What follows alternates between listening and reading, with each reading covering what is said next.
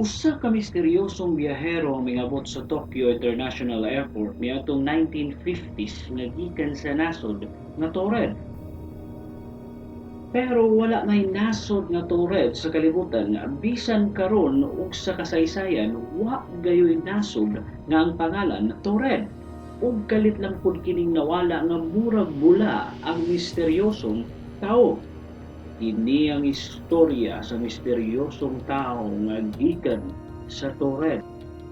Pero sa di pa ang tanan, ayaw kalimot sa pag-subscribe ug i-click ang bell icon para sa mga musunod nga istorya diri sa Abiseth TV.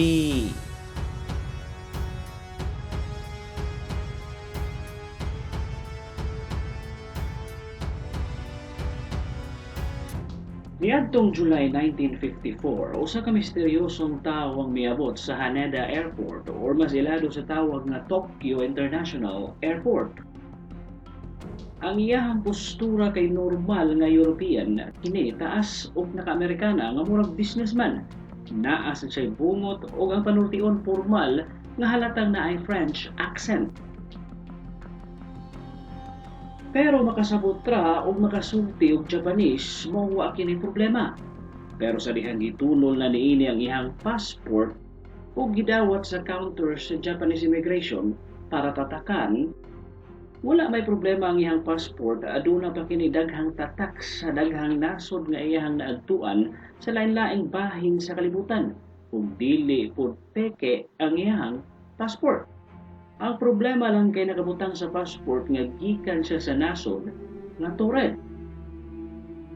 Ug dito na siya gisugdan og pangutana kung asa nasura ang Torred kung bag-o ba lang kini nga nasod kay wa man kini mag-exist sa kalibutan. Nitawag na kauban ng immigration officer para i-verify ang nasod pero wala gyud mag-exist ang nasod nga Torred sa ilahang pag-research.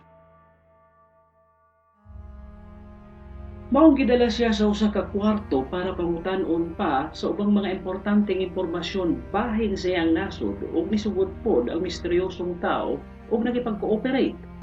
Dito gi-explain sa misteryosong tao nga ang iyaha kunong nasod kay naa sa tunga sa France o Hispania ug dugay na kuno kaayo ni nga nasod libo na katuig ang iyaha kunong nasod.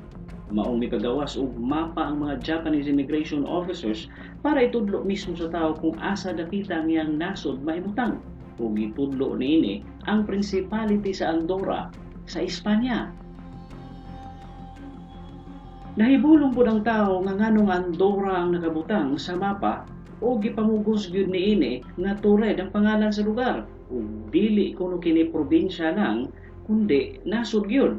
Dito na sila nagsugod og lalis kung unsa bagyoy tinuod, mao nagduda ang mga Hapon basin usa siya ka kriminal o gustong magtago sa Japan. Maong gibutang nila ang misteryosong tao sa usa ka hotel nga duol sa airport para imbestigahan ang pagkatao niini hasta ang nasod nga gikan kuno siya ditong nasura. Ug para masiguro nga di kini moikyas, gibutangan nila duha ka gwardya ang pultahan sa gawas sa iyang kwarto. Pagkabuntag sa dihang giablihan na sa immigration officer ang pultahan sa iyang kwarto, wala na nga to ang misteryosong tao na wala na nga murag bula. Ug sa dihang gi-check sa mga Hapon ang iyang mga dokumento nga naa sa ilang opisina, nawala pud kini. Maong nahibulong ang mga Hapon nga ni katagdayon sa media ang kahibulungang panghitabo. Hangtod karon wa jud mahibawi kung diin ang misteryosong tao hasta ang iyang mga dokumento nga nangawala pod. Naay mga nagsulti nga basin katong tawhana gikan sa laing lugar nga dili para sa mga tao. Ug para lang sa mga diingon nato nga nagpuyo pod diri sa kalibutan. Diri na lang kutob ug ayaw kalimot sa pag-subscribe diri sa Abiseth TV para sa mga sunod nga videos. Daghang salamat sa pagtanaw.